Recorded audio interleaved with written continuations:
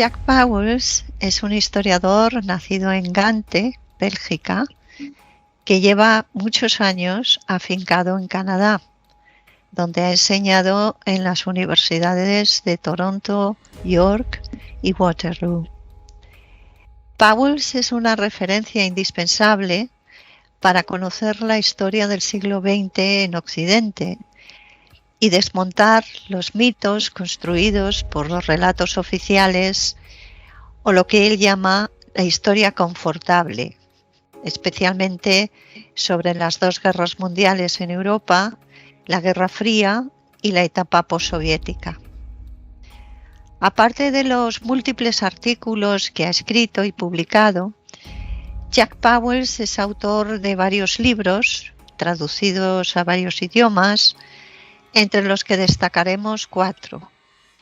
La Gran Guerra de Clases, 1914-1918, El mito de la Guerra Buena, Estados Unidos en la Segunda Guerra Mundial, El Gran Capital con Hitler y Los mitos de la historia moderna, desde la Revolución Francesa a las grandes guerras mundiales del siglo XX y la Guerra Fría.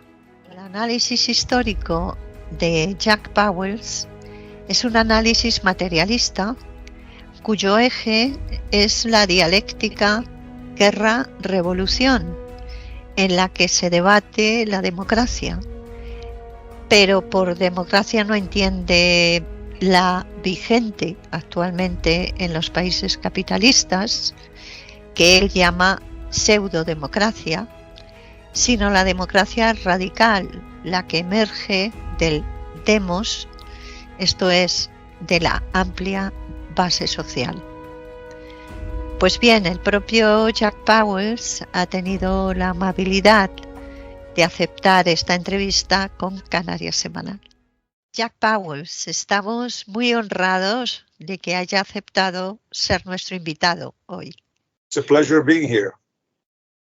En su libro sobre la Primera Guerra Mundial, usted sostiene que una poderosa razón del estallido de esta guerra fue la de evitar las revoluciones sociales, siendo otro motivo importante el impulso imperialista de conquista de nuevos territorios. Mi pregunta es, ¿fue la Segunda Guerra Mundial una aventura antirrevolucionaria e imperialista también?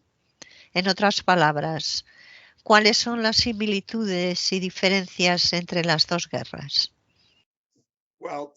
Bien, la respuesta es sí, pero claro, la respuesta corta, sí, no es suficiente. Necesita explicarse por qué la respuesta es sí. Yo he escrito un libro sobre la Primera Guerra Mundial, la Gran Guerra de Clases, 1914-1918. También he escrito un libro sobre la Segunda Guerra Mundial. Las dos guerras mundiales obviamente van juntas. Son dos partes de una gran guerra, que algunos llaman la guerra de los 30 años del siglo XX, mientras otros lo llaman la Gran Guerra Civil Europea, porque aunque fue una guerra mundial, se enfocó, claro, mucho en Europa, al menos la segunda. Ya sabe, las grandes potencias implicadas fueron todavía Gran Bretaña, Alemania, Francia, Rusia, etc., con los Estados Unidos y Japón como grandes actores, especialmente en la Segunda Guerra Mundial, algo menos en la primera, pero aún en la periferia para convertirse en el centro, por así decir, ciertamente los Estados Unidos solo después de la Segunda Guerra Mundial.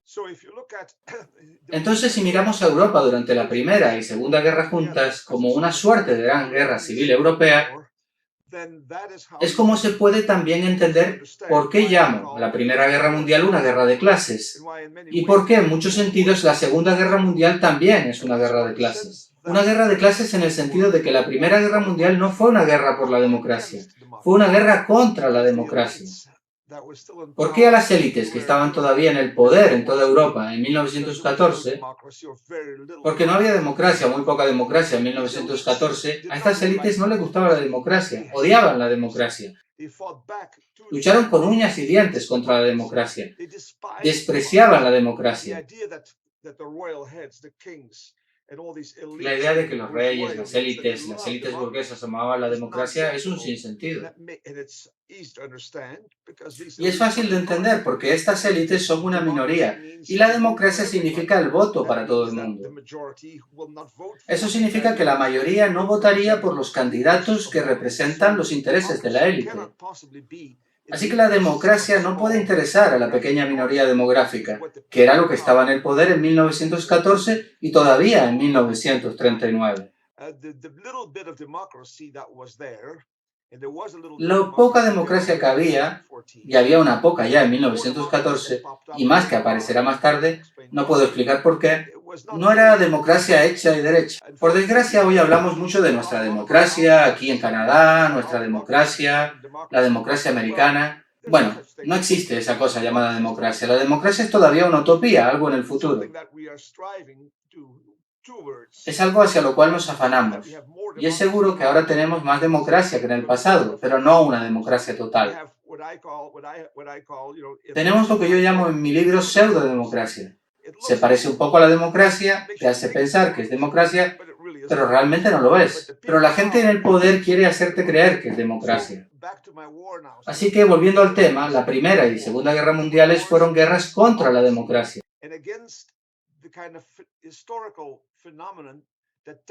Y contra la clase de fenómeno histórico que tiende a traer más democracia. Ya no perfecta, pero un paso más hacia más democracia. Y ese fenómeno es la revolución.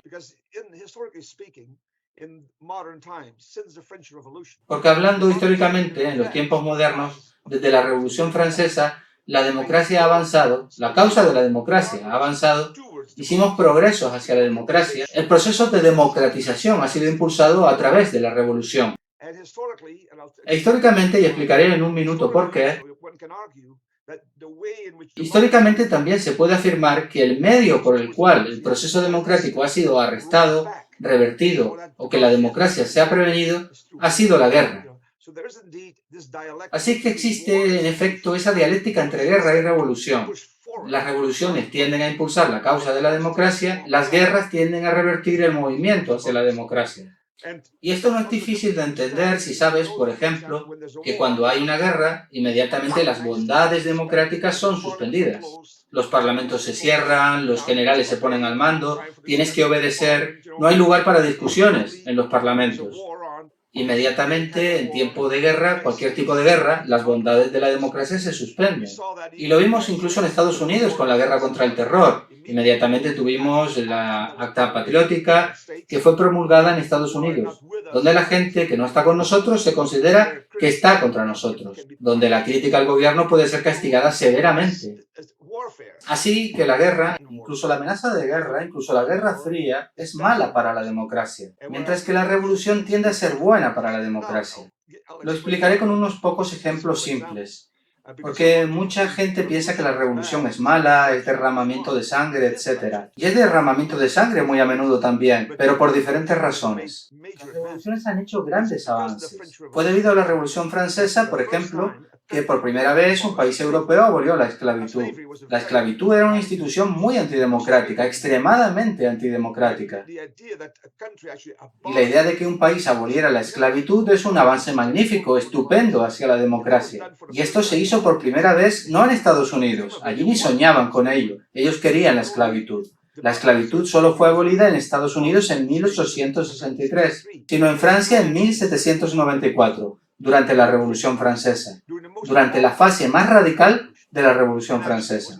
Y de hecho fue Napoleón quien restauró la esclavitud. La esclavitud fue abolida definitivamente durante la Revolución de 1848. Y podemos poner similares ejemplos de que un montón de cosas buenas en términos de progreso democrático fueron traídas por la revolución.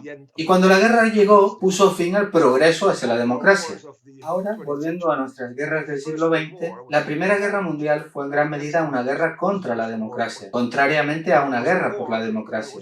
Y fue una guerra que también se propuso impedir nuevas revoluciones que estaban en el ambiente. Las revoluciones son precursoras, vehículos para la democracia. En esto se basó, por un lado, toda la Primera Guerra Mundial. Pero hubo también otro lado, porque las guerras no son simples asuntos de blanco y negro. Las guerras son fenómenos históricos complejos, donde no hay simples tipos buenos contra tipos malos, que es la manera en que la guerra se presenta hoy. Por ejemplo, en Ucrania, Putin es el tipo malo y nosotros los tipos buenos. Y no hay discusión. No es así en absoluto, es mucho más complicado. Las guerras son por definición fenómenos históricos muy complejos, muy complicados. Así, la Primera Guerra Mundial fue, por un lado, una guerra de clases, definitivamente una guerra de clases.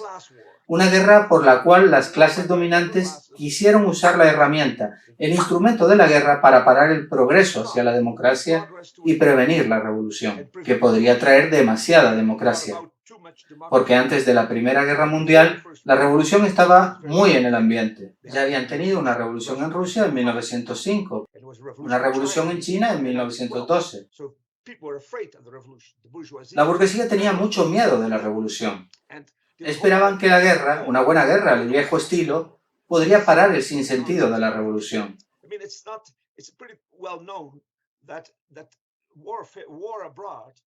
Es algo bien sabido que una guerra en el exterior puede a menudo servir para difuminar la guerra interior, para resolver problemas internos. La guerra puede ser muy útil, ¿sabe lo que quiero decir? Si un país ha experimentado toda clase de problemas sociales, entonces alguien dice, oh, el enemigo está ahí fuera. Eso puede borrar los problemas internos. Así que la Primera Guerra Mundial fue una guerra contra la democracia, una guerra para prevenir la revolución. Y es una de las ironías de la historia que en vez de ello, en realidad trajo la gran revolución. Eso es otra historia.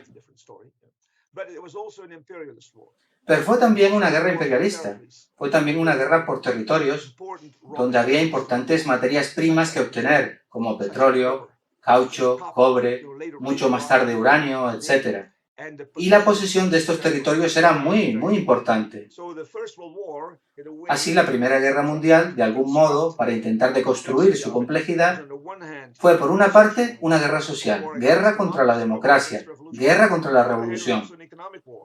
Por otra parte fue también una guerra económica, también una guerra imperialista, una guerra en la que los grandes actores de los círculos de poder imperialistas competían unos con otros. Se puede decir que por la supremacía, por el acceso a los territorios, por el control de los territorios que eran importantes, estratégicamente importantes por las materias primas, como eran en aquellos tiempos, en la Primera Guerra Mundial, el petróleo, que se estaba convirtiendo en algo muy importante, y el caucho, porque se había inventado el automóvil, y los barcos usaban petróleo para navegar por el mundo, así que el petróleo era muy importante. Este fue un gran asunto.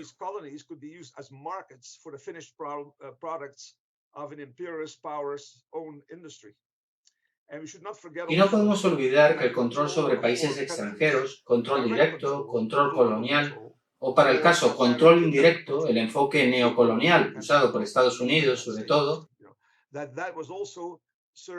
también servía para tener acceso a mano de obra barata, y esto es algo que debemos entender.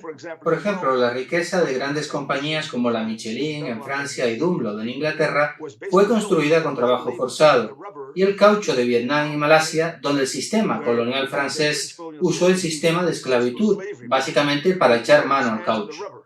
Y el trabajo forzado que producía ese caucho tenía que ser el de los vietnamitas. Por supuesto, este es el motivo por el que los vietnamitas quisieron librarse del sistema colonial francés después de la Segunda Guerra Mundial. Así que no debemos subestimar la importancia del trabajo barato. Yo vivo en Canadá, y Canadá fue una colonia británica durante mucho tiempo.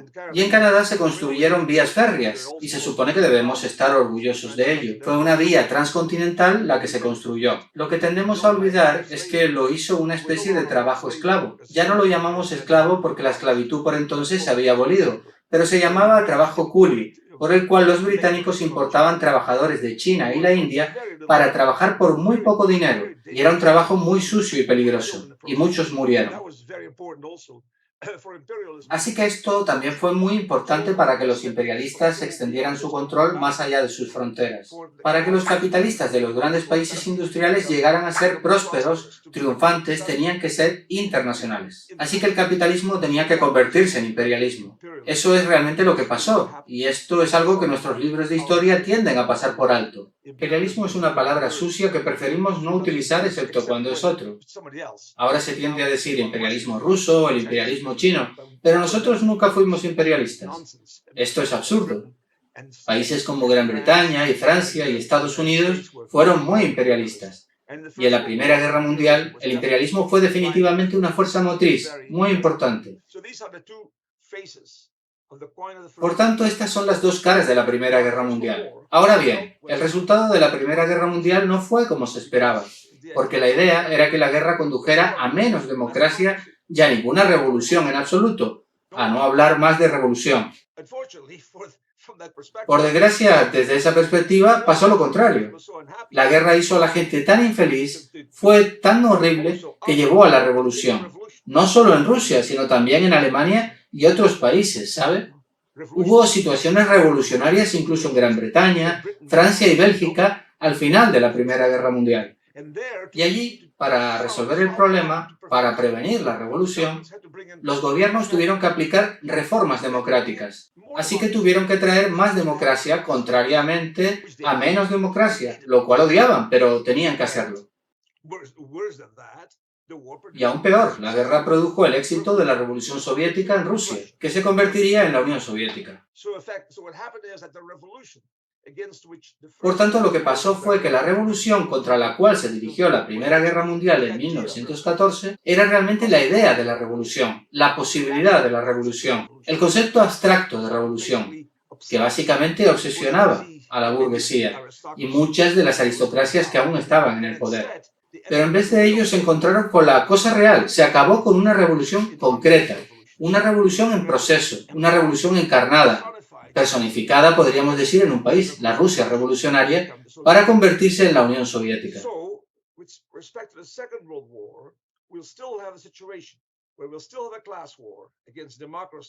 Así, en la Segunda Guerra Mundial todavía tenemos una situación de guerra de clases contra la democracia, contra la revolución. También fue una guerra imperialista, pero si hablamos de su aspecto de lucha de clases, esta vez la Segunda Guerra Mundial no es una guerra contra la idea de revolución, sino contra el país que básicamente encarna la revolución, la Unión Soviética. Hay que entender que en la década de 1930, cuando Hitler era el más fanático antisoviético, el político más contrarrevolucionario de Europa, cuando proclamó en su libro Mein Kampf que quería destruir la Unión Soviética, fue cuando en Londres, París, Washington, Bruselas, los políticos dijeron: eso es estupendo, estupendo, tenemos que apoyar a ese tipo. Y esto explica la política de apaciguamiento, como se llama, cuando los políticos en Londres y París hicieron concesiones a Hitler, ¿sabe? Pero esto no podían decírselo al público, pretendían que era para mantener la paz. Pero ellos no querían la paz, querían que Hitler hiciera la guerra a la Unión Soviética, al otro lado de Europa. Esto tenía también la ventaja, como ellos lo veían, de que la maquinaria bélica alemana marcharía hacia el este, no hacia el oeste. Así en Francia, Gran Bretaña y Bélgica dijeron: eso está muy bien, mandamos a las tropas alemanas, al ejército alemán hacia el este, para destruir la Unión Soviética. Y al mismo tiempo no nos molestará a nosotros. Este es un modo por el cual la Segunda Guerra Mundial fue también una guerra contra la democracia, una guerra contra la revolución. Pero la Segunda Guerra Mundial fue también, como la Primera Guerra Mundial, una guerra de imperialismos. Permítame ser más específico. Imperialismo es el deseo de poner tus manos en territorios donde hay recursos importantes, trabajo barato, donde puedes vender tus productos, puedes invertir tus plusvalías con beneficio, todo eso. Esto es muy importante.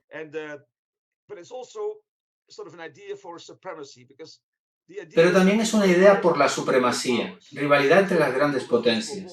Ciertamente, hasta la Primera Guerra Mundial se asumía básicamente que la rivalidad, la competencia y todo eso era un condenado asunto, que o bien ganabas o bien perdías, o ganabas y te convertías en el número uno o quedabas apartado.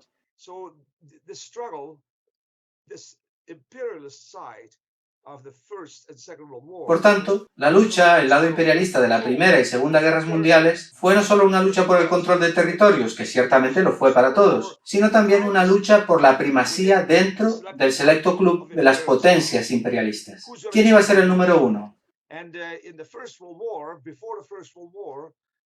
Y en la Primera Guerra Mundial, antes de la Primera Guerra Mundial, esto no estaba decidido. Gran Bretaña siempre había sido número uno, Alemania era un fuerte desafío y Francia seguía ahí. Estados Unidos se fortalecía, Japón se fortalecía. ¿Y quién iba a ser número uno?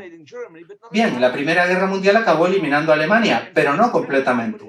Y Francia y Gran Bretaña ganaron, pero acabaron agotadas. Por tanto, básicamente la Primera Guerra Mundial no trajo la solución al problema. Y después Estados Unidos se hizo más fuerte y Japón asomaba. Era todo el grupo, todo el puñado de candidatos por la supremacía dentro del campo imperialista. Pero no debemos olvidar que la Alemania nazi, bajo Hitler, era todavía un país capitalista, todavía un país imperialista.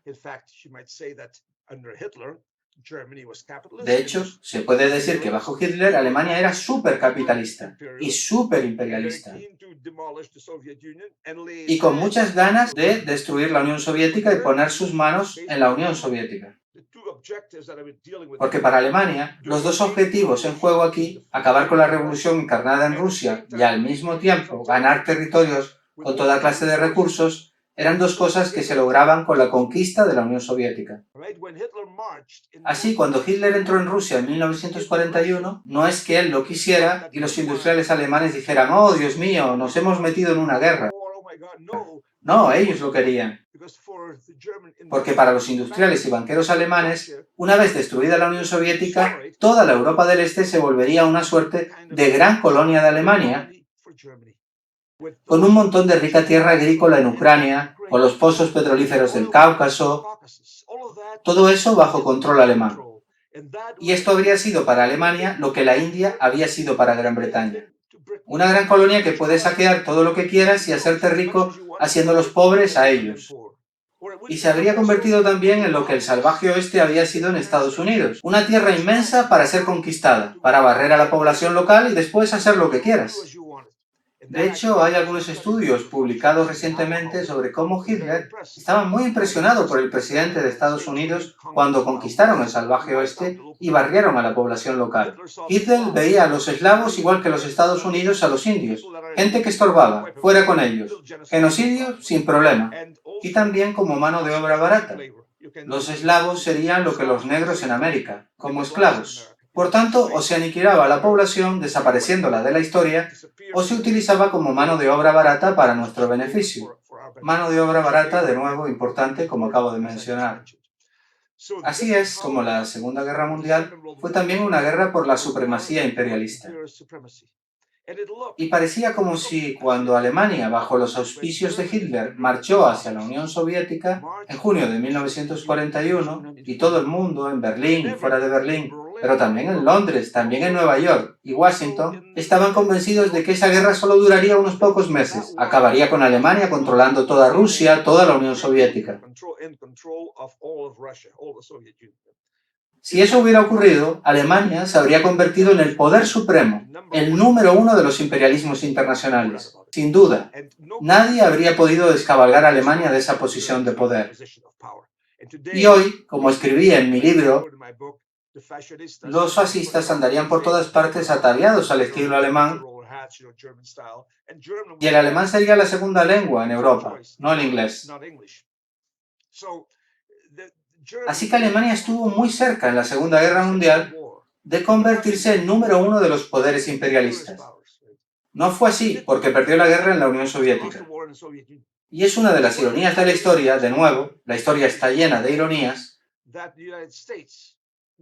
que Estados Unidos ganaría la batalla por la supremacía gracias al hecho de que su principal competidor, la Alemania nazi, fue eliminado por el país que se suponía debía haber eliminado y que Estados Unidos despreciaba, la Unión Soviética. Así que realmente, después de la guerra, Estados Unidos debería haber estado muy agradecido a la Unión Soviética. Esta eliminó a la Alemania nazi de manera que Estados Unidos pudo convertirse en el número uno del imperialismo, pero nunca mostró esa gratitud, como usted sabe.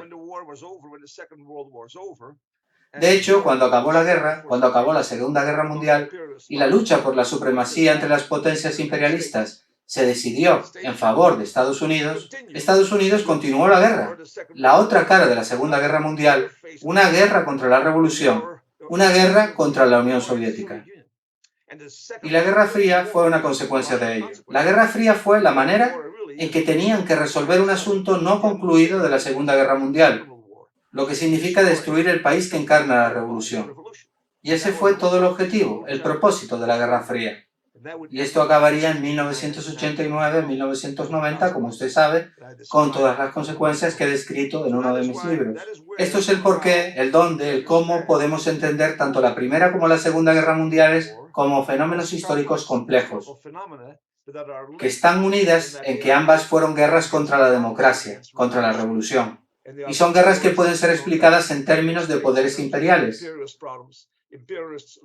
Búsquedas imperialistas por territorios que tenían las bonanzas que deseaban. Y también por quién iba a ser el número uno. Esta es mi visión sobre los dos conflictos del siglo XX en Europa.